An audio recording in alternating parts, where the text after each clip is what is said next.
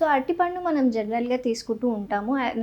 అలాగే పిల్లలకి ఎక్కువగా ఇస్తూ ఉంటాము. బట్ అరటిపండు పెద్దలు తీసుకున్న దాని నుంచి వచ్చే హెల్త్ బెనిఫిట్స్ ఎక్కువగా ఉంటాయి. సో ఇన్ జనరల్‌గా అరటిపండు ఎలాంటి న్యూట్రిషన్ అండ్ ఎలాంటి బెనిఫిట్స్ ఇస్తుందో మాట్లాడుకుందాం. సో అరటిపండులో విటమిన్స్ అండ్ మినరల్స్ చాలా ఎక్కువ ఉంటాయండి. అలాగే vitamin C, vitamin B and K అనేవి కూడా ప్రెజెంట్ ఉంటాయి. అండ్ పొటాషియం అనేది చాలా ఎక్కువగా ఉంటుంది. సో అరటిపండు మనకు పర్ఫార్మెన్స్ ఇంక్రీజింగ్‌కి కూడా ఎక్కువగా హెల్ప్ అవుతుంది.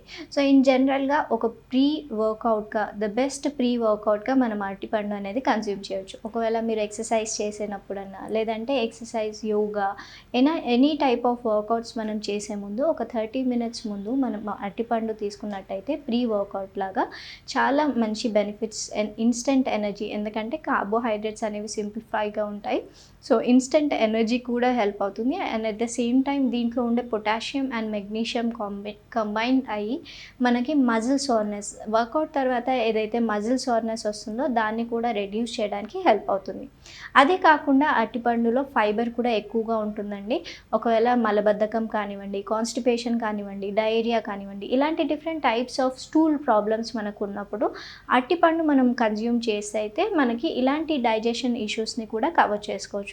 అలాగే హై ఫైబర్ ఉండడం కారణం వల్ల మనకి డైజెషన్ ప్రాబ్లం లేకుండా డైజెషన్ ఇంప్రూవ్మెంట్కి కూడా హెల్ప్ అవుతుంది. And at the same time blood sugar levels ఎక్కువగా ఫ్లోటింగ్గా ఉన్న దాన్ని కంట్రోల్ చేయడానికి కూడా హెల్ప్ అవుతుంది. సో ఫైబర్ ఎక్కువ ఉండడం వల్ల మనకి హార్ట్ హెల్త్కి కూడా చాలా హెల్ప్ అవుతుందండి. ఎందుకంటే ఎక్కువ ఫైబర్ తీసుకున్నప్పుడు మనకి బ్యాడ్ ఫ్యాట్స్ కానివ్వండి, ఫ్రీ రాడికల్స్ రిమూవల్కి కూడా చాలా హెల్ప్ అవుతుంది. అదే కాకుండా దీంట్లో ఉన్న న్యూట్రియంట్స్ అండ్ విటమిన్స్ ఏంటంటే మనకి యాంటీ ఇన్ఫ్లమేటరీ ప్రాపర్టీగా కూడా పనిచేస్తుంది. ఇన్ఫ్లమేషన్ ఏదైతే ఉంటుందో కీళ్ళ వాపులు, లేదంటే ఇంటర్నల్గా వాపులు ఏవైతే ఉంటాయో దాన్ని తగ్గించడానికి కూడా మనకి బెనిఫిట్స్ అనేవి ఎక్కువ కనిపిస్తూ ఉంటాయి.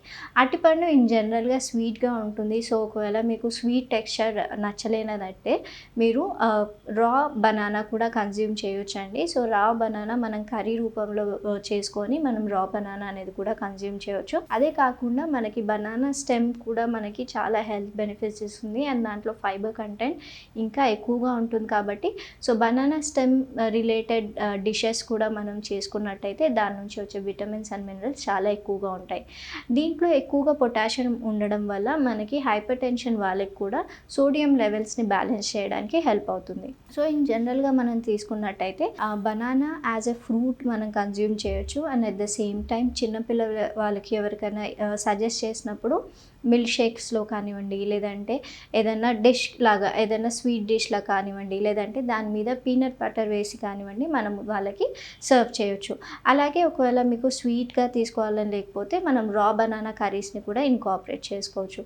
అండ్ బనానాలో ఉన్న న్యూట్రిషన్ ద్వారా మనకి డిఫరెంట్ టైప్స్ ఆఫ్ బెనిఫిట్స్ ఉంటాయండి. సో బోన్ స్ట్రెంత్కి కానివ్వండి, ఇన్స్టెంట్ ఎనర్జీ లెవెల్స్ని బూస్ట్ చేసుకోవడానికి కానివ్వండి, అండ్ బ్రెయిన్ హెల్త్కి కూడా చాలా మంచిది. ఎందుకంటే దీంట్లో ఉన్న కార్బోహైడ్రేట్స్ ఏంటంటే మనకి బ్రెయిన్ బూస్టింగ్కి కూడా హెల్ప్ అవుతాయి. అండ్ ఇన్స్టెంట్ ఎనర్జీ కూడా చాలా హెల్ప్ అవుతుంది. ఒకవేళ మీరు ఆఫీస్లో ఉండి చాలా టైర్డ్గా ఫీల్ అయినట్టయితే డెఫినెట్లీగా ఒక బనానా తిన్నట్టయితే మీకు బూస్టింగ్ ఆఫ్ ఎనర్జీ అనేది ఎక్కువగా ఉంటుంది. మీరు ఇంకా ఎక్స్ట్రా యాక్టివ్గా మీరు పర్ఫార్మెన్స్ అనేది చేసుకోవచ్చు. ఒక అథ్లెటిక్ అండ్ స్పోర్ట్స్ పర్సన్కి అయితే బెస్ట్ ప్రీ వర్కౌట్గా పనిచేస్తుంది. సో బనానాలో ఉన్న హై కార్బోహైడ్రేట్స్ లెవెల్స్ కానివ్వండి, and at the same time దీంట్లో ఉన్న పొటాషియం మనకి ప్రీ వర్కౌట్గా పనిచేస్తుంది. అండ్ అథ్లెటిక్ కానివ్వండి, లేదంటే ఎక్సర్సైజ్ చేసేటప్పుడు ప్రాపర్ లెవెల్స్ ఆఫ్ ఎనర్జీతో మనకి ఎక్సర్సైజ్ చేయడానికి హెల్ప్ అవుతుంది. అదే కాకుండా ఒక మిస్కన్సెప్షన్ ఉంది. సో బనానా తింటే మనం వెయిట్ గెయిన్ అవుతాము అని అనుకుంటూ ఉంటారు. అలా కాదండి. ప్రాపర్ అమౌంట్ ఆఫ్ బనానా అనేది మనం ఇన్కార్పొరేట్ చేసుకున్నట్టయితే అండ్ ప్రాపర్ టైమింగ్లో మనం బనానా తీసుకున్నట్టయితే దీని ద్వారా వెయిట్ లాస్కి కూడా చాలా హెల్ప్ అవుతుంది. ఎందుకంటే దీంట్లో fibre, vitamins and correct amount of carbohydrates ఉన్నాయి కాబట్టి మనకి వెయిట్ గెయిన్కి అయితే ఎఫెక్ట్ అవ్వదు. డెఫినెట్గా వెయిట్ లాస్కి కూడా చాలా హెల్ప్ అవుతుంది. సో వెయిట్ మేనేజ్మెంట్ ఒకవేళ మీరు ప్లాన్ చేసినట్టయితే కరెక్ట్ అమౌంట్లో of banana and correct portion of banana అనేది ఇంక్లూడ్ చేసుకున్నట్టయితే మీకు వెయిట్ లాస్కి కూడా చాలా హెల్ప్ అవుతుంది. అలాగే పొటాషియం ఉంది కాబట్టి మనకి హైపర్ టెన్షన్ కానివ్వండి, and the cardiovascular diseases, heart related డిసీజెస్ని కూడా ప్రివెంట్ చేయడానికి బనానా అనేది హెల్ప్ చేస్తుంది. సో మీరు ఇన్ జనరల్గా ఒక మిడ్ మార్నింగ్ కానివ్వండి, ఈవినింగ్ స్నాక్లో బనానా అనేది కన్జ్యూమ్ చేయొచ్చు. సో బనానా అనేది చాలామందికి నేను అన్నట్టు మిస్కన్సెప్షన్స్ కూడా ఉన్నాయండి. సో వెయిట్ గెయిన్కే కాకుండా చిన్నపిల్లలకి కూడా బనానా పెట్టొచ్చా లేదా అనేది ఒక డౌట్ ఉంటుంది. డెఫినెట్గా ఒకవేళ బాడీకి సూట్ అయినట్టయితే, ఎందుకంటే డిఫరెంట్ టైప్స్ ఆఫ్ ఫుడ్స్ మనకి డిఫరెంట్గా హెల్ప్ అవుతూ ఉంటుంది. డిఫరెంట్ పర్సన్కి డిఫరెంట్గా సూట్ అవుతుంది. అండ్ ఒకవేళ ఫుడ్ ఎలర్జీస్ అలాంటివి డిఫరెంట్గా ఉంటాయి. కాబట్టి బేబీకి ఒకవేళ బనానా పడినట్టయితే డెఫినెట్గా మనము బనానా అనేది ఫీడ్ చేయవచ్చండి. సో బేబీకి ఎక్కువగా జలుబు కానివ్వండి, కఫం ఎక్కువగా ఉన్నప్పుడు అలాంటప్పుడు జస్ట్ అవాయిడ్ చేసి ఇన్ జనరల్గా హెల్తీ బేబీస్కి మనము బనానా అనేది ఫీడ్ చేయవచ్చండి. అండ్ ముఖ్యంగా వాళ్ళు ఇలా కన్జ్యూమ్ చేయలేదు కాబట్టి ప్రాపర్గా మ్యాష్ చేసి మనము బనానా ఫీడింగ్ అనేది చేయొచ్చు. అండ్ మనకి ఫస్ట్ స్టేజ్ ఆఫ్ ఫీడింగ్లో సో పాలు వెంటనే వదిలేసిన తర్వాత వీవింగ్ ఫుడ్స్లో మనకి మొదటగా బనానా ఫీడింగ్ అనేది మనం చూస్తూ ఉంటాం. So banana safer and the same time మనకి బేబీ హెల్త్ పరంగా కానివ్వండి, వాళ్ళకి బోన్ స్ట్రెంథనింగ్ కానివ్వండి, ఎనర్జీ లెవెల్స్కి కానివ్వండి, బనానా అనేది చాలా హెల్ప్ అవుతుంది.